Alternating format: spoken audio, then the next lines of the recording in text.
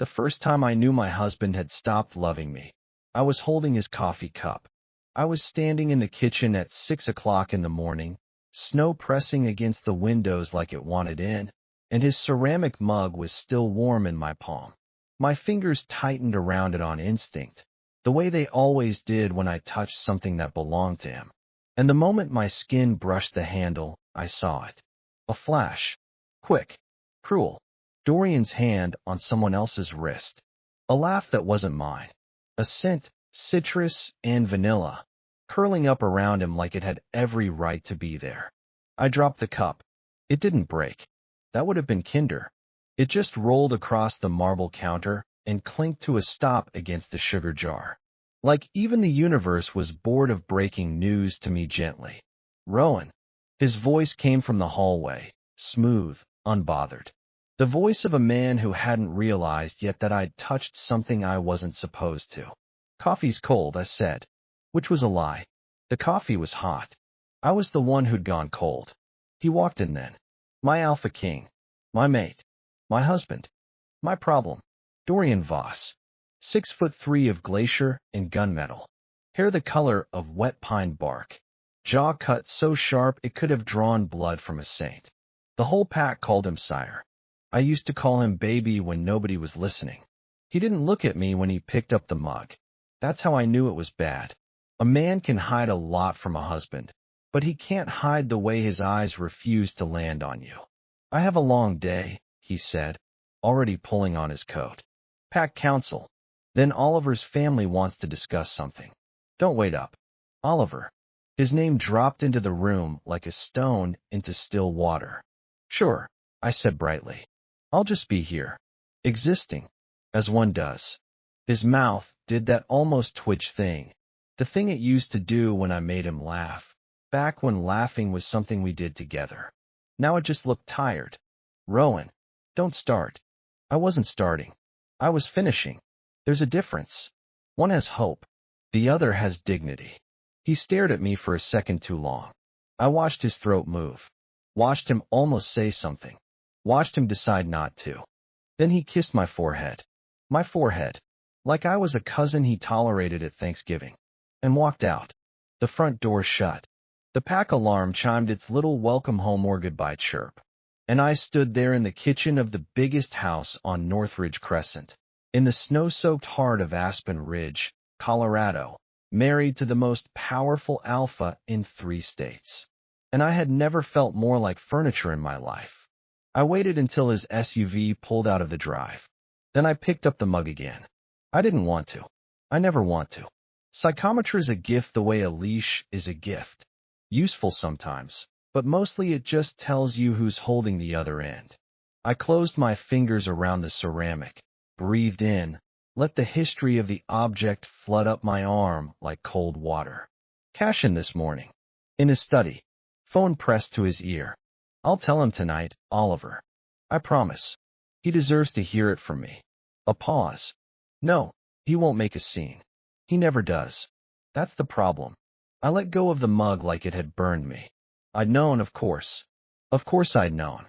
You don't share a bond with someone for 3 years and miss the moment the rope between your ribs starts to fray.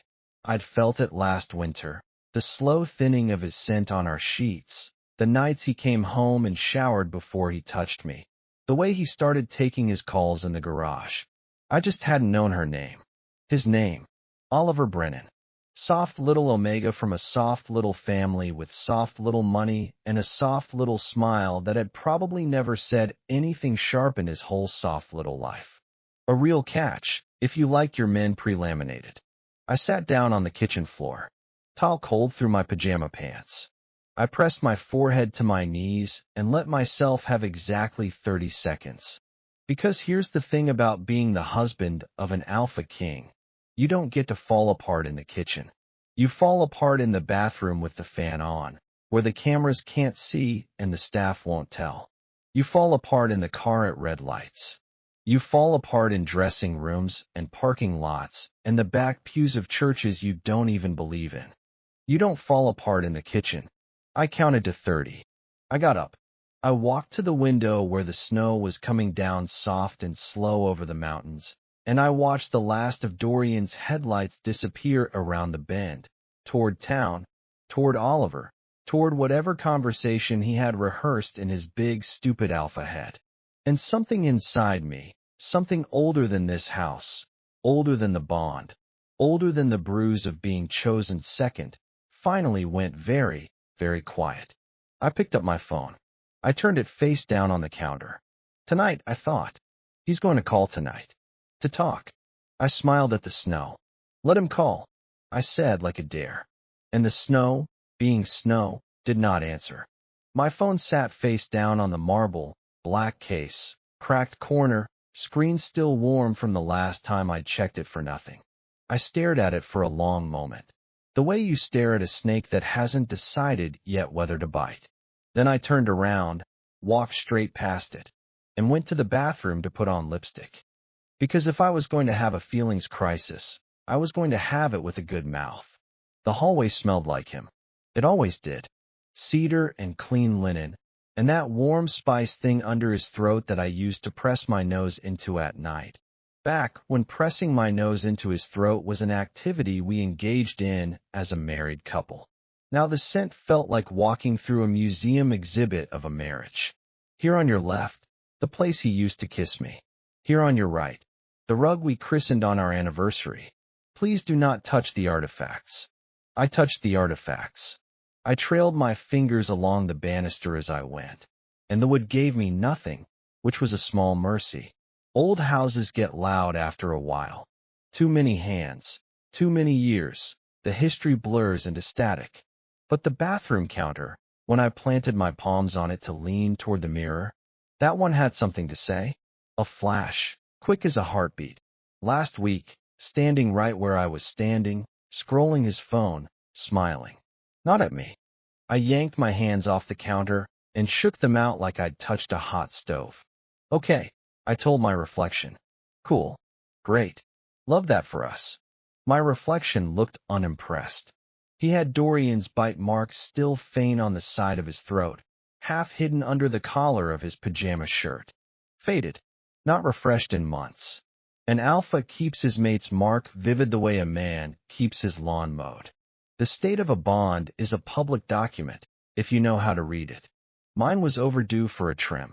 I leaned closer to the mirror and dragged my thumb across the mark anyway, just to feel the little zip of nothing it gave me. A bond should hum. Mine was sitting there like a phone on airplane mode. Pathetic, I said. Cheerful as a weatherman. Truly. 5 stars. I painted my mouth a color called cherry without apology. Because if there is one thing a sad omega should never do, it is wear a sad lip. I fluffed my hair. I rolled my shoulders back, the way my mother taught me at 12, the year I learned that being small and pretty and the right gender for the wrong people was going to be a full-time job. Then I went to face the kitchen, the phone, and the rest of my life. The phone, when I picked it up, was already lighting up. Not him.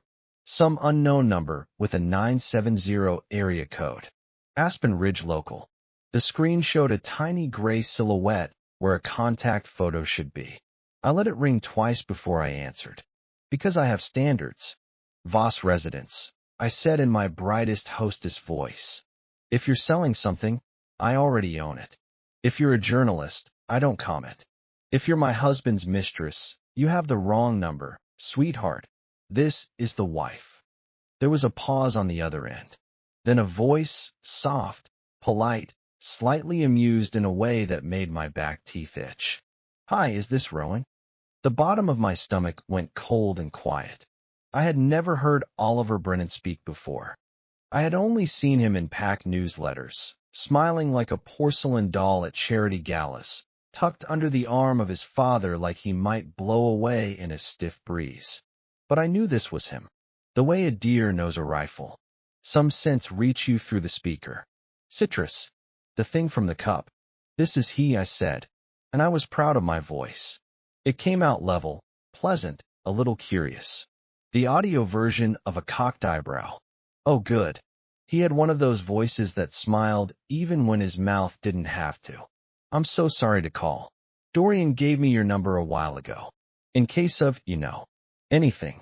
In case of anything, I repeated. Yes. How thoughtful of him. A small laugh, light as sugar. He said you were funny. I closed my eyes. I had been called many things by my husband in the past 3 years. Funny was not one I had heard recently. Funny was the kind of thing you told the new person about the old one when you were trying to make the new person comfortable. Don't worry, he's nice. He's funny. He won't make a scene. He never makes a scene. That's the problem. What can I do for you, Oliver? I said. The pause this time was longer. He stopped. Then, more carefully, I wanted to say something to you before tonight. Before he talks to you. My hand tightened on the phone. I felt the plastic warm against my palm, and somewhere under it, the faint, useless ghost of every other hand that had ever held this phone. My own mostly. Dorian once, when he borrowed it to call a tow truck 2 winters ago and forgot to give it back for an hour. The cheap blank static of a factory. Nothing useful. Nothing I could use as a weapon. I opened my eyes. Sweetheart, I said very gently. If you have something to say to me about my husband, you should say it to my face, not into my ear. Silence. Then, almost a whisper. Okay. Where? I looked out the window. Snow. Mountains. The long curve of road that led down into Aspen Ridge proper, into the diners and the pack hall and the small bright coffee shop on Pine Street where Dorian and I had had our first date, 4 years and 1 lifetime ago. I smiled. Myra's Diner. 1 hour. Don't be late. And Oliver. I paused. We're something you can run in. I hung up. The phone went dark in my hand. And for one absurd second, I almost laughed. Because there is something deeply satisfying about being the first person to end a phone call you didn't want to be on. A tiny, petty crown. I'd take it. Then I sat down on the kitchen floor for the second time that morning. This time, I didn't count to 30. I counted to 3. Because Rowan Holloway does not get to fall apart twice before breakfast. That's a Tuesday rule. I made it up just now. I intend to enforce it. 1, 2, 3. I stood up. I went to the closet. I picked out a coat. The good coat. The long camel wool one Dorian bought me the winter we got bonded, back when his hand still found my waist in the dark without asking permission. I shrugged into it like armor and washed myself in the hallway mirror.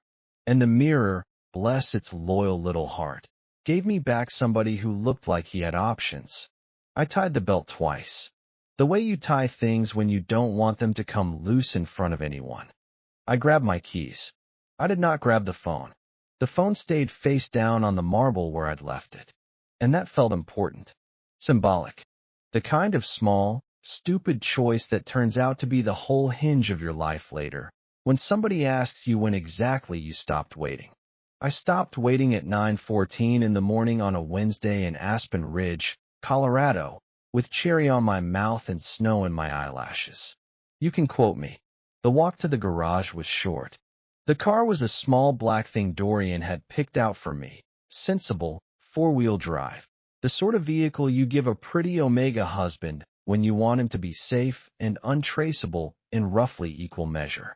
I slid into the driver's seat. The leather was cold through my coat. The steering wheel, when I gripped it, gave me a tiny flicker of nothing, which was a relief. I had not apparently gripped it in any especially memorable mood lately. Good. One thing in my life was emotionally neutral. I pulled out of the drive. The snow was the kind that doesn't fall so much as drift, slow and sideways, and the road down off Northridge Crescent curved through the pines like a long gray ribbon somebody had laid over the mountain by hand. I drove with both hands at 10 and 2 and my heart at approximately nowhere in my chest. I had misplaced it somewhere between the coffee cup and the phone call. I trusted it would turn up. About a mile in, I felt the bond go warm. Not hot, not the way it used to. Just a small, dumb little ember somewhere behind my breastbone, like a pilot light reminding the house it still technically had gas. Dorian was thinking about me. I knew it the way I'd always known it. 3 years of being bonded to a man teaches you the difference between his idle background hum and the moment he turns his attention your way.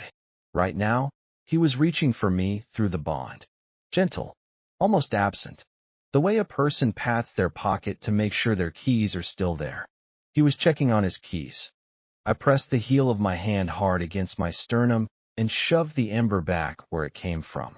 And the bond, the poor, confused, neglected thing, made a small sound like a kicked dog and went quiet. Sorry, baby, I whispered to nobody. Not today. Myra's diner sat at the bottom of the hill, a flat little chrome and red brick box tucked between a hardware store and a closed-for-the-season ice cream shop. The sign in the window said open in pink neon and breakfast all day in slightly aggressive black marker. I parked across the street and sat there for a moment with the engine off and the heater ticking down. I could see him already. Oliver Brennan, sitting in a booth by the window, hands wrapped around a mug, posture so perfect his spine must have come with a warranty. His hair was the color of clean honey. His coat was cream. Of course it was cream. People like Oliver Brennan wear cream in a snowstorm because they trust the world not to splash them. I hated him immediately, and then, almost as quickly, hated myself for hating him. Because that's the trick of being the wronged Omega, isn't it? You're not supposed to hate the other one. You're supposed to be sad and dignified and quietly devastating. You're supposed to walk into the room with your chin up and let the universe do the hating for you. I have never been very good at letting the universe handle my errands. I got out of the car. The cold hit my throat like a swallow of clean water. I crossed the street with my coat belt cinched tight and my keys still in my fist, the metal warming slowly against my palm, giving me back nothing but the faint, exhausted echo of my own grip. I pushed the diner door open. A little bell chimed overhead. Mira herself looked up from behind the counter, took one look at my face, and very wisely went back to wiping down the espresso machine. Oliver saw me through the window before I reached the booth. His face did a small, complicated thing. Not a smile, not quite fear, something in between. The expression of a person who has rehearsed a conversation in the mirror and is now realizing the mirror lied to him. I slid into the booth across from him. I did not take off my coat. "Hi, sweetheart," I said, folding my hands on the table like I was about to lead a prayer. "Let's talk about my husband." His mouth opened. The bell over the door chimed again behind me. And before Oliver could say a single polite, well-rehearsed word, I felt it. Cedar. Clean linen. That warm spice thing under the throat I used to fall asleep against. The bond in my chest sat up like a dog hearing the gate. Dorian was standing in the doorway of Myra's diner, and I had not turned around yet. I would like to say that took strength. It did not. It took spite, which is a renewable resource in my body and free of charge. I kept my eyes on Oliver Brennan and watched his face do the rest of the work for me. His pretty mouth fell open about half an inch. His eyes flicked past my shoulder, then back to me, then past my shoulder again, the way a person watches a tennis match they did not buy tickets for. A pink flush climbed up his throat and parked itself under his jaw. "Don't look at him," I said pleasantly. "Look at me. You called me here, remember? Eyes forward, sweetheart." "Rowan," Oliver whispered. I know where he is. I can feel him. We have a bond. It's a whole thing." I smiled. "You'll learn." Oliver flinched like I'd slapped him. Behind me, the floor creaked under boots that I would recognize in a coma. Heavy even. The kind of stride a man develops when he has spent 20 years walking into rooms that go quiet for him. The bond in my chest stretched toward the sound the way a houseplant turns to a window. And I, the gardener of this betrayal, pinched it back down. "Rowan." His voice, low, right at my back. I did not move. I picked up the laminated menu, flipped it open, and pretended to read about pancakes. "Dorian," I said to the menu. "If you're here for breakfast, the booth in the corner has better light. If you're here for anything else, take a number." There was a beat of silence behind me that felt like a held breath in a church. Then he came around the booth. He didn't sit.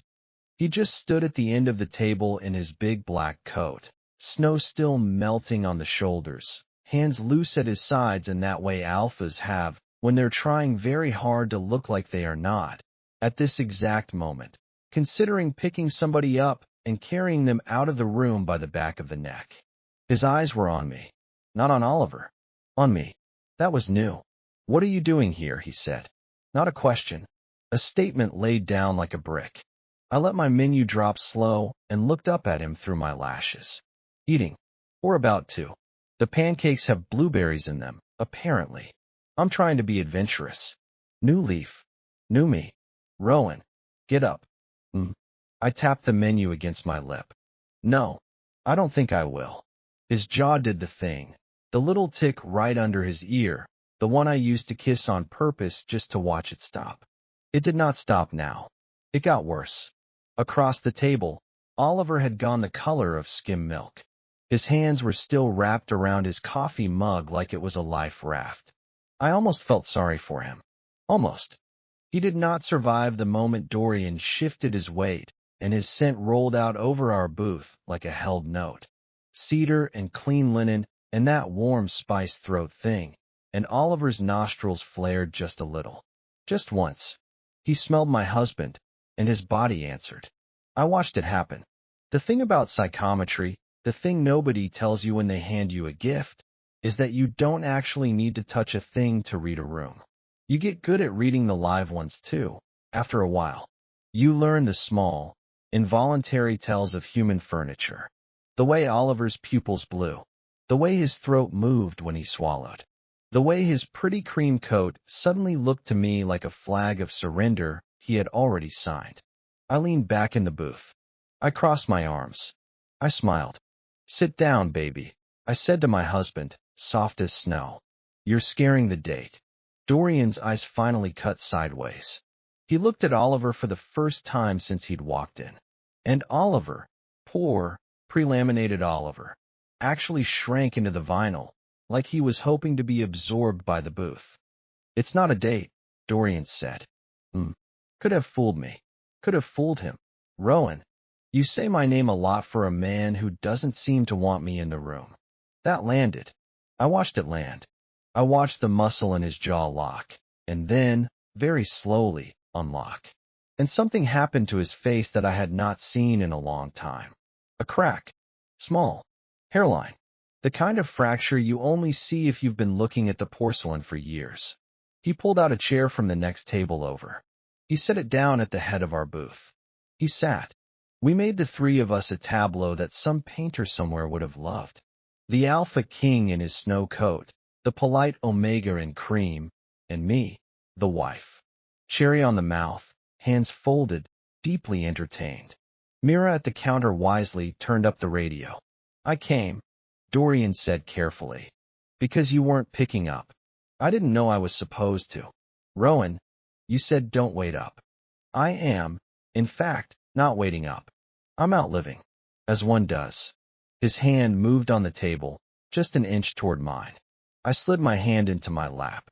His fingers closed on nothing, slowly. They stayed there a second too long, splayed on the laminate, before he pulled them back into a fist. I felt the bond in my chest twist hard. A real yank this time. Not a knock, a pull. He was reaching for me through it on purpose. He had not done that in months. "Dorian," I said, and my voice came out steadier than I deserved. "What did you come here to say?" He looked at me. Then, low, just for our booth, just for me, not in front of him. I felt Oliver go very still across the table. Felt my husband's bond yank again. Harder, almost a plea. And somewhere under my coat, against my ribs, that small, old, quiet thing from this morning sat up and finally opened its eyes. I held Dorian's gaze across the booth.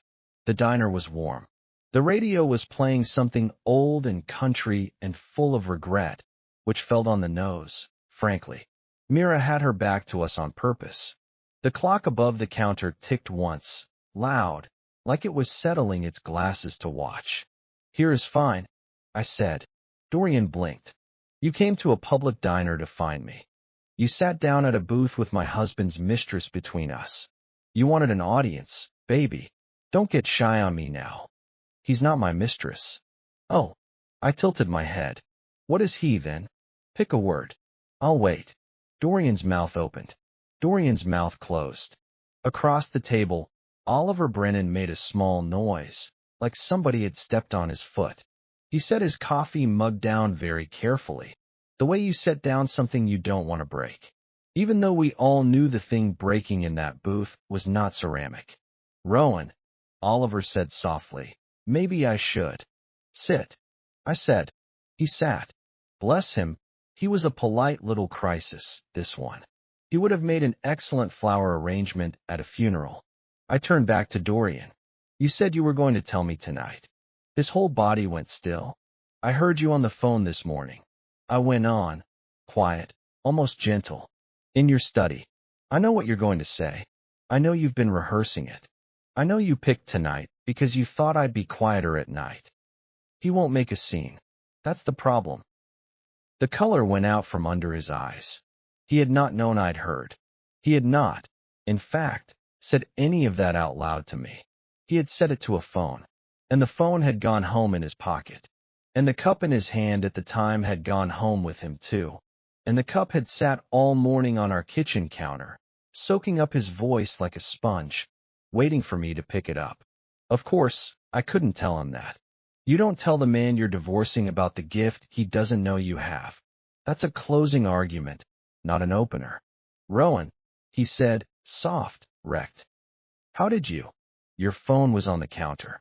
Voicemail playback. I lied, easy as breathing. Your fault, baby. You always did keep the volume too high. It wasn't even a good lie. He should have caught it. He didn't. His face was doing too many things at once. Guilt. Shock. That tight, narrow look an alpha gets when he has just realized the room he thought he controlled has been listening to him for longer than he knew. Oliver across the table made another small noise. This one wetter. I did not look at him. Not yet. I needed Dorian's eyes a little longer. So go on, I said. Tell me. Right here, out loud, with witnesses. Tell me what tonight was going to be. He didn't speak. Tell me, Dorian. The bond between us yanked one more time. Hard. A real one. The kind that used to come right before he kissed me in airports. He leaned forward. He put both his big hands flat on the table between us. The wood under his palms was old and laminated and had carried 1,000 conversations, and I could feel, without even touching the surface, the dim, layered, low hum of every breakup that booth had ever hosted. Myra's booth was famous for them. I just joined a club. I was going to ask you, Dorian said quietly, for a political bond. I waited. He swallowed. With Oliver. His family controls the Pass Road and the Eastern Packs. We need them. The Brennans won't sign without a bond.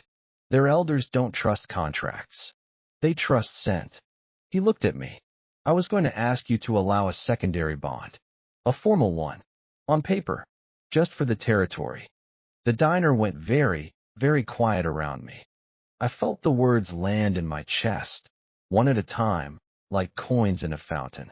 A secondary bond. Not a divorce. Not a rejection. A second husband. Tied to mine on paper for territory. He wanted to keep me, and add to me. He wanted me to share a bed I had already been kicked out of in spirit. And he wanted me to smile about it, because it was good for the pack. I started, very quietly, to laugh. It came up out of my chest in small, surprised pieces, the way laughter does when it doesn't know yet that it's not actually amused. And Dorian's face shifted, hopeful, for one terrible second, like he thought I was relieved. Like he thought maybe I had braced for worse. And this was a soft landing. I laughed harder. I leaned back in the booth and pressed the heel of my hand to my mouth and laughed until my eyes watered. And Oliver Brennan looked, finally, like he understood what room he was actually sitting in. Oh, baby, I said when I could speak. Oh, baby, no. Rowan. No. No, no, no. I wiped my eyes with the side of my thumb. My cherry lipstick stayed put, because I am a professional. Sweetheart, Light of my life. King of my pack. You did not drag me out of bed at 6 a.m. and ruin a perfectly good mug of coffee to ask me to be your starter wife. That's not what it is. That's exactly what it is. Dorian, please. I looked, for the first time, fully at Oliver. Pretty Oliver. Creamcoat Oliver. Honey hair Oliver, with his very still hands around his cooling cup. Did he tell you, I said softly, that he was already mated? Or did he let you walk in here thinking you were the only one being asked? Oliver's whole face fell. He turned, slow, to look at Dorian. And Dorian, my alpha king, my husband, my problem, did not look back at him. He looked at me. Not at Oliver. Not at the door. Not at his own hands. At me. And the bond between us, the poor neglected pilot light I had been pinching down all morning, surged so hard I felt it in my teeth. I hated that I felt it in my teeth. Oliver made a small, broken sound across the table. He pushed his coffee mug an inch toward the salt shaker, very precisely, like a man trying to perform sanity while his world reorganized itself underneath him. Then he slid out of the booth. Oliver, Dorian said, but his eyes didn't move off my face. No. No. Oliver pulled his cream coat closed at the throat, like a child cinching a robe. I have to, I'm sorry. I'm so sorry, Rowan. He didn't tell me. You didn't know. I thought he said you'd agreed. I said. He said you'd. Sweetheart. My voice came out softer than I meant. Go home. I'll deal with him. Oliver's eyes were wet. He nodded once, fast, and walked past Dorian without looking at him. The little bell over the door of Myra's diner chimed. And chimed again as the cold air took him. The diner had 3 other people in it. 2 truckers at the counter who had wisely become deeply interested in their hash browns. An old man in the corner reading a newspaper from yesterday. Mira behind the register, polishing the same spot on the chrome she had been polishing for 10 minutes. Just me and my husband, then. And the booth. And the bond. He moved before I could stop him. Slid into Oliver's empty seat across from me. The vinyl exhaled under his weight. The table got narrower, the room got smaller. His knee bumped mine under the laminate, and I did not move my leg away. And I hated that too. The small, honest pull of a body that has been trained for 3 years to lean toward exactly one source of heat in a cold room. Rowan, he said, don't look at me. I'm looking at you. That's the whole problem. I've been looking at you for 3 years. Try looking at me for once. His throat moved. He reached across the table, slow, telegraph, the way you reach for an animal that has been hurt by hands before. His fingers stopped just short of mine, where they sat curled around the edge of the menu. Please, he said. Just that. Please. From a man who had not used the word please with me since the 2nd year of our marriage, when he stopped having to ask for anything because the world had started handing it to him on a tray. I looked at his hand on the table. His knuckles were scarred, old fight scars from when he was still a young alpha climbing.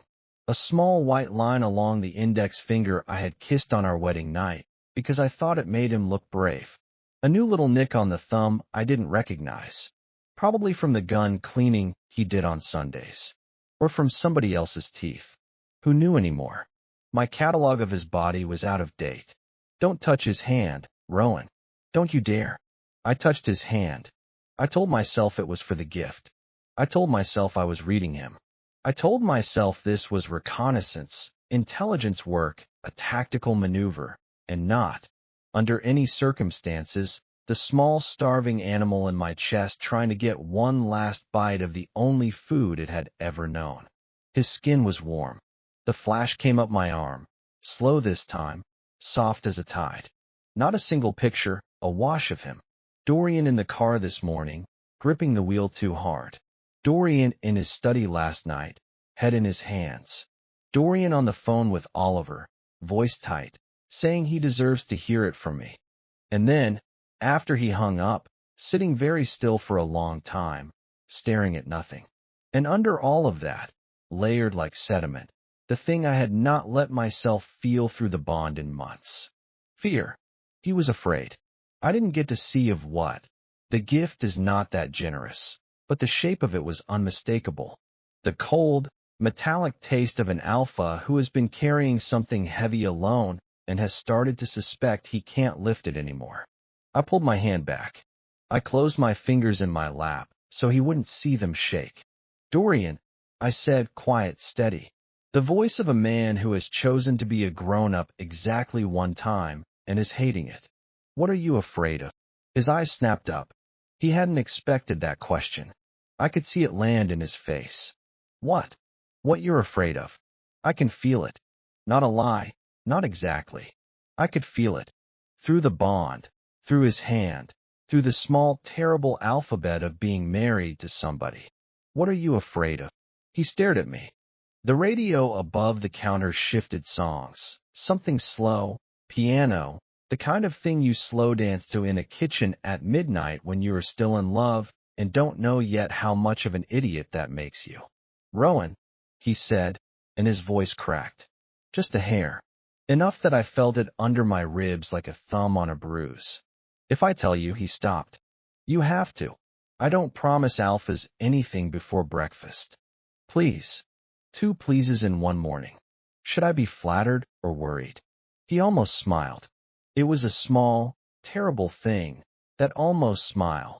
The one I used to know, the one I used to chase across his face with my fingertips when he was being too serious in bed. It hurt to see it now, in this booth, with cold coffee between us and Oliver's empty chair beside him. He leaned across the table. He did not touch me. He just leaned close enough that I could smell him properly for the first time all morning. Cedar, clean linen, that warm spice throat thing. The scent of my own bed. The scent of every safe night I had ever had in my whole adult life. I'm afraid, he said, very low, just for me, that I'm sick, Rowan. I stopped breathing. And I'm afraid, he said, even lower, that if I die, you'll be alone. The piano kept playing above the counter. Mira kept polishing the chrome. The clock kept ticking. The world had the decency, at least, to not pause for me. I sat there in the booth with cherry on my mouth and my husband's confession in my lap, and I felt, for one long, perfect second, the entire architecture of my morning rearrange itself. The coffee cup, the rehearsed phone call. He won't make a scene. Oliver in the cream coat. The political bond. Packed territory, eastern roads, Brennan protection. Succession. The pieces clicked into place like a lock turning. He was not leaving me. He was leaving me, but not the way I'd thought. He was trying to leave me with a roof. 3 years of marriage. 3 years of trying to read a man who treated his feelings like classified documents. 3 years of being told, don't worry about it. It's packed business. I'll handle it. And the answer, the whole time, had been a diagnosis. He had not told his husband. I felt my eyes get hot. I did not cry. Rowan Holloway does not cry on the public side of a diner booth. Rowan Holloway saves crying for the car, or the shower, or the 3rd glass of wine. Or never. Rowan Holloway has standards. I leaned forward slowly, until my face was as close to his as his had been to mine. Dorian. Yeah. How long? He breathed out. The breath touched my mouth, cedar and coffee. 8 months, he said. The piano kept playing. I felt my hand close on the edge of the table. The laminate was warm under my palm. It hummed faintly with every other breakup it had ever hosted, and I added mine to the layer gently, like signing a guest book. 8 months. 8 months of him pulling away in bed. 8 months of him showering before he touched me. 8 months of don't wait up. 8 months of his scent thinning on our sheets. 8 months of the bond going to airplane mode while I lay next to him at night and wondered what I had done. 8 months of him deciding, all alone in his big, stupid alpha head, what I could and could not handle about my own husband's life. The hot thing behind my eyes cooled. It cooled fast. It cooled into something flat and clear, the way water cools when winter finally decides to mean it. Get out of the booth, I said quietly. Rowan, get out of the booth, Dorian. Stand up. We're leaving. Where? Anywhere. Not here. I'm not crying in front of Mira. She'll never let me live it down. He nodded, fast, grateful, like a man who had expected to be slapped and was being handed a code instead. He slid out of the booth. He pulled a 20 out of his pocket and set it under his untouched glass of water. For Mira. Then he held out his hand for mine. I did not take it. I stood up on my own. I tied my coat belt tighter. I walked out of Myra's diner with my husband 2 steps behind me, like a man following a priest to confession. The cold hit my face like a slap. The snow had picked up. Big snowflakes now, the kind that settle on your eyelashes and refuse to melt. The street was almost empty. Oliver's cream coat was a small, bright smudge at the far end of the block, getting into his silver car. I watched him go. He did not look back. Smart boy. Dorian came up beside me on the sidewalk. Rowan, he said, can we talk in the car? Not yours. Mine. He nodded. I walked across the street to my sensible black SUV. I got into the driver's seat. He got into the passenger seat. The doors shut. The cab went still. The snow ticked softly on the windshield. I put both hands on the steering wheel. I did not start the engine. Dorian. Yeah. Look at me. He did. His eyes were tired, older than they had been that morning. There were shadows under them I had not let myself see at breakfast because I had been too busy being furious to be a wife. Are you sick? I said. His jaw moved. Yes. Are you dying? A pause. They don't know yet. There's a treatment. It's not great odds. What is it? He looked down at his hands in his lap. The big, scarred hands. The little new nick on the thumb. Not a gun, not a tooth. And 4, I realized. A blown vein. He had been getting blood work. It's in the bond gland, he said. I closed my eyes. The bond gland. Right at the back of an alpha's neck. The thing he had used 3 years ago to mark me. The thing that anchored the rope between us. The thing that made him king. Of course it was that. The universe loves a metaphor. Okay. I opened my eyes. I kept my hands on the wheel. Okay. So you found out 8 months ago. And instead of telling your husband, your bonded mate, the person who has slept against your throat every night for 3 years, you decided to quietly arrange a backup plan with Oliver in secret, so that when you died, I'd have a roof and a pack and a new alpha already trained up. You decided that for me. Rowan, you were trying to protect me. Yes. You were trying to protect yourself, sweetheart. My voice did not rise. That was the worst part. It came out level, almost kind. You couldn't stand telling me out loud. So you arranged the world behind my back. You let me think you'd stopped loving me. You let me feel like furniture for 8 months. Because you were too scared to say one true thing to my face. He flinched. I started the car. Rowan, please, where are we going? I put my hands back on the wheel. The snow fell. The bond between us, the poor, stupid thing, was wide open now. He had stopped hiding. I could feel everything. Fear, grief, love, shame, hope. I closed it. Not pinched, not pushed. Closed. The way you close a door you have decided not to walk through anymore. Home, I said. To pack. Dorian did not say anything. He did not argue. He did not put his hand on my arm. He did not turn the radio on. He just sat in the passenger seat of my sensible black SUV with both his big hands flat on his thighs and watched the snow throw itself at the windshield like it had something personal against glass. I drove. The road up to Northridge Crescent was steep and curved and salted poorly. I knew every inch of it. I had driven it home from 100 late dinners and 2 emergency room visits and 1 anniversary, where I had been too tipsy to put the key in the ignition and Dorian had driven instead. 1 hand on the wheel and the other on my thigh, laughing at me for trying to sing along with a song I did not actually know the words to. I did not let myself think about that. I thought about the road. I thought about the salt. I thought about the snow. Halfway up the mountain, his bond reached for mine again. I felt it knock against the door I had closed in the diner. Small, polite, the way a guest knocks when they know they did not bring wine. I did not open the door. He made a small sound in his throat. Not a word. Just the sound a person makes when something hurts and they did not expect it to.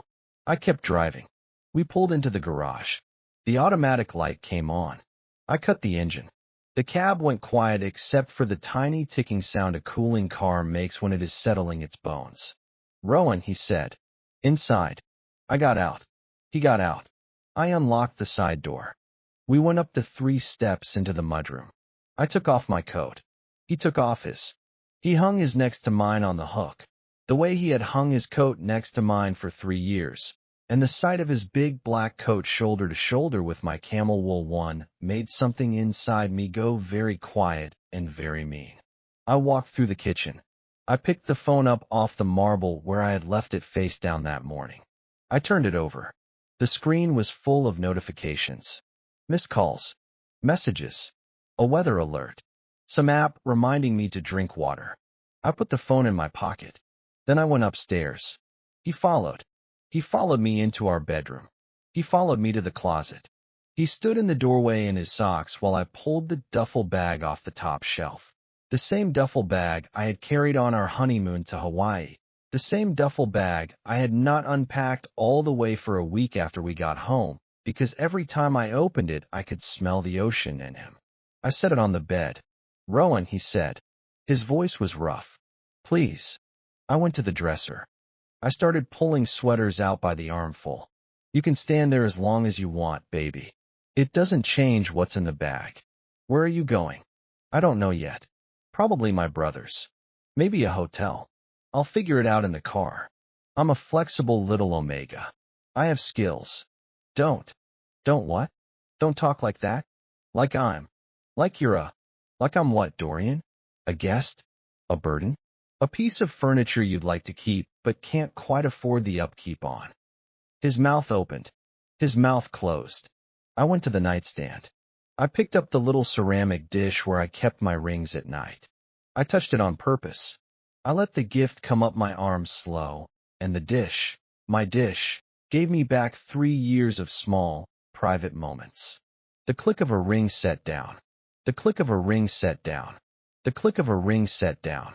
Every night, every night, every night, I tipped my wedding band into my palm. It was warm. It hummed under my skin the way only things you have loved very hard for very long hum. A whole little catalog of our marriage lived inside that band. The day he slid it on at the altar. The day I almost lost it in the bathroom sink. The night I had taken it off to wash dishes, and he had picked it up and put it back on my finger himself, his mouth against the inside of my wrist, whispering, "Don't lose this, baby. Don't lose me." I put the ring in the small front pocket of the duffel bag. I did not give it back to him. I did not throw it. I did not make a scene. I just put it in the bag, because it was mine, and I was taking what was mine. He made another small, wounded sound. "Rowan," he said. "Please. I am asking you. Please." I zipped the duffel. I lifted it off the bed. I walked past him out of the closet, out of the bedroom, down the stairs, through the kitchen, into the mudroom, where I put my coat back on. He followed me the whole way. His sock feet were silent on the wood. His breathing was not. At the door I stopped. I turned around. He was standing in the middle of the kitchen in his socks. My giant of an alpha husband. King of the Northridge pack. 6'3" of glacier and gunmetal. Looking, for the first time since I had known him, exactly his actual size, which, it turned out, was small. Tired. Afraid. I should have hated him in that moment. Part of me did. The other part wanted very badly to walk back across the kitchen and put my hands on his face and tell him it was going to be okay. The way I had told him 100 small lies when he came home tensed from council meetings and needed somebody to soften the edges of his day. I did not do that. I did the harder thing. "Dorian," I said, "if you call me, I'm not going to answer." His face broke. Not a crack this time, a whole break. The kind of expression that ages a man in real time. "I am not punishing you," I went on quiet. "I just don't have anything to say to you right now. I need a minute, maybe a week, maybe a month. And every time my phone rings, and it's you, I am going to remember that you spent 8 months deciding for me. So I'm going to let it ring until I'm ready. Do you understand?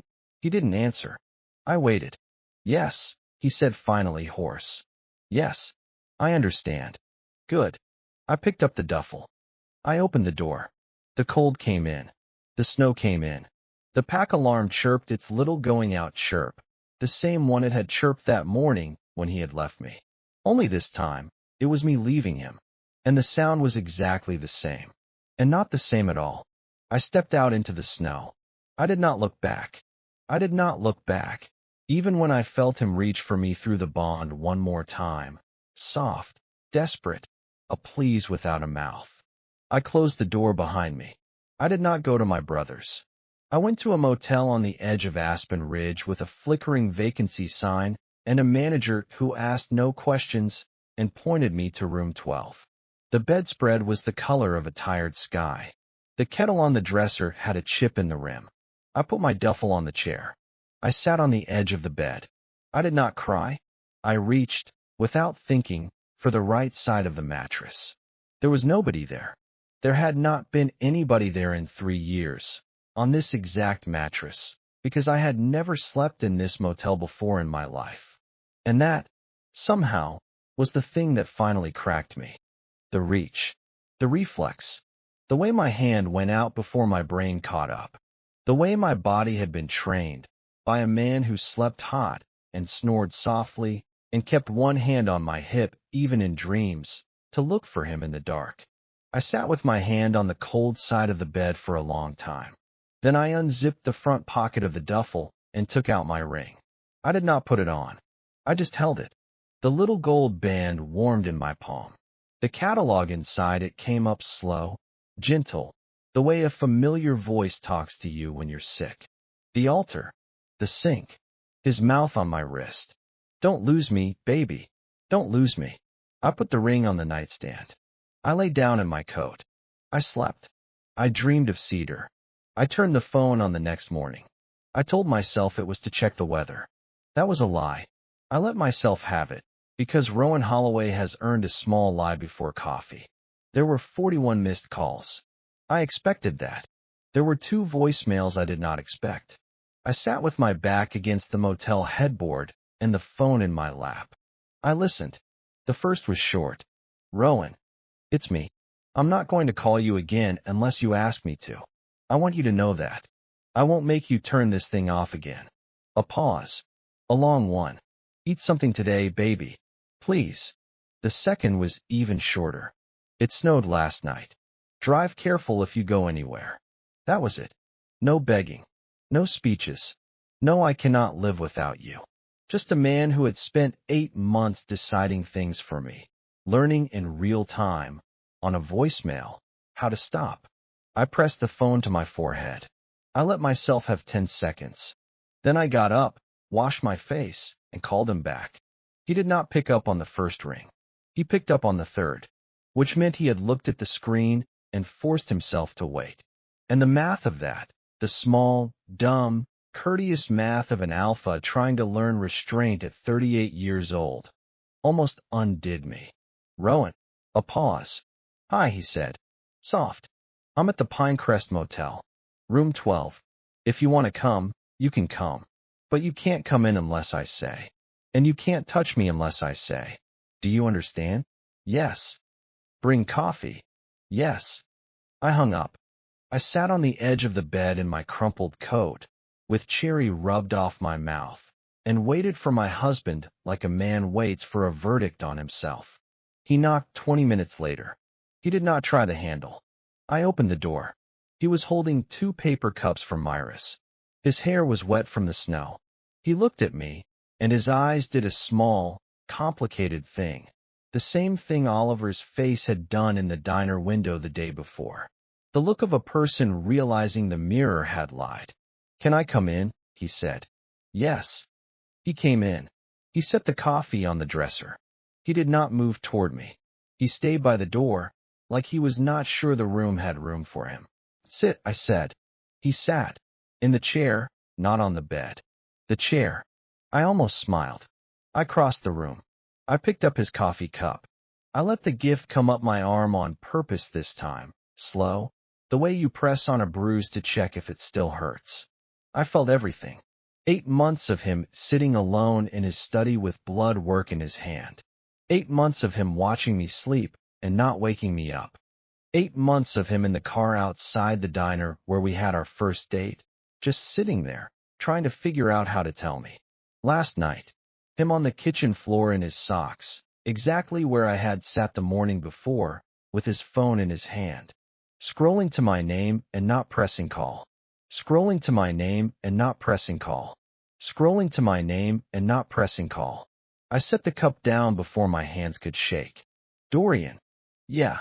You loved me quietly while I suffered loudly. I looked at him. Don't ever do that to me again. His face broke, for the second time in 2 days. I'm sorry, he said. I'm sorry I made you feel like furniture. I'm sorry I kept choosing silence and calling it protection. I'm sorry I tried to leave you with a roof when what you needed was a husband. I closed my eyes. I opened them. Okay.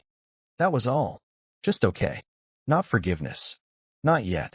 Just a door I had decided to leave unlocked. He did not move toward me. He waited. That was the thing that did it in the end. Not the voicemails. Not the apology. The waiting. The alpha king of the Northridge pack, sitting in a motel chair in his wet coat, hands open on his knees, waiting for an omega to decide. I crossed the room. I stopped in front of his chair. I put my hand on the back of his neck, very lightly, over the bond gland, over the sick thing inside him I could not heal, but could at least refuse to abandon. He inhaled like I had given him air. I leaned down. I pressed my forehead to his. We are going to fight about this for a year, I said quietly. Maybe 2. You are going to tell me everything from now on. Blood work, bad days, the dumb stuff, the scary stuff, all of it.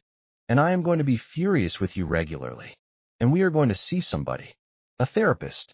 A pack counselor. Somebody with a clipboard. Do you understand? Yes. And you are not going to die on me, Dorian Voss. I have not finished being angry with you yet. His hands came up slow. Asking. He stopped them an inch from my waist. Can I? He said. I took his wrists. I put his hands where I wanted them. On my hips. Warm. Steady. Mine. Yes, I said. Outside the motel window, the snow was still falling over Aspen Ridge. Inside, the coffee was getting cold on the dresser. My ring was still on the nightstand at home, in the small ceramic dish where I would put it back later, on my own finger, when I was ready. He looked up at me. He stayed. This time, when the phone rang, I would answer. But not yet. Not yet. I woke to the smell of coffee and cedar. The motel room was gray with early morning light, the kind that doesn't so much enter a space as slowly remember it exists. Dorian was already awake, had probably been awake for hours, knowing him, sitting in the same chair where he'd waited for me yesterday, his hands wrapped around a fresh paper cup. You left, I said, my voice rough with sleep. You were sleeping. I didn't want to wake you. He gestured to the dresser. There's one for you. Mira remembered the cherry lipstick thing. She said to tell you that you're too pretty to be sad in a motel. I almost laughed. Almost. I sat up, pulled the scratchy blanket around my shoulders, and looked at him. Really looked. The shadows under his eyes were deeper in this light. His hair was still wet from the shower he must have taken in the motel's tiny bathroom, and his hands, those big, scarred, ruinous hands, were steady around the cup. But his jaw was tight in a way that had nothing to do with anger. Did you sleep? I asked. A little. Liar. The corner of his mouth moved. Some. I reached for the coffee on the dresser. The cup was warm. I didn't need to use the gift to know what it carried. Just the weight of him getting up before dawn, driving through the snow to Myra's, standing at the counter while she made my usual. The shape of a man trying. Dorian. Yeah. Come here. He didn't hesitate this time. He crossed the room, cup still in hand, and sat on the edge of the bed. Close enough that I could smell him, cedar and clean linen, That warm spice thing under his throat that I had missed like an ache I hadn't let myself name. I set my coffee on the nightstand. I took his cup and set it next to mine. Then I took his face in my hands. I'm still angry, I said. I know. I'm going to be angry for a while. I know. And you're going to let me be angry without trying to fix it or manage it or protect me from it. His throat moved. Yes. I looked at him, really looked, and saw the fear still sitting behind his eyes. Not the fear of dying. The fear of losing me before he had the chance to make this right. Okay, I said. Then let's go home.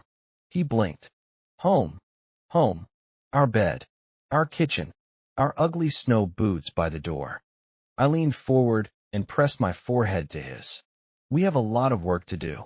Doctors and therapists and conversations that are going to suck. But we're doing it together. You and me. And the bond. I thought about it. The poor, neglected thing between us that had been set to airplane mode for 8 months. I opened the door I had closed in the diner. Just a crack. Just enough. It flooded in. Not overwhelming. Careful. Like he was afraid of spooking me. Grief, yes. Fear, yes.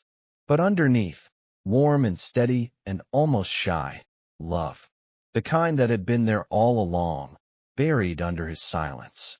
Welcome back, I whispered.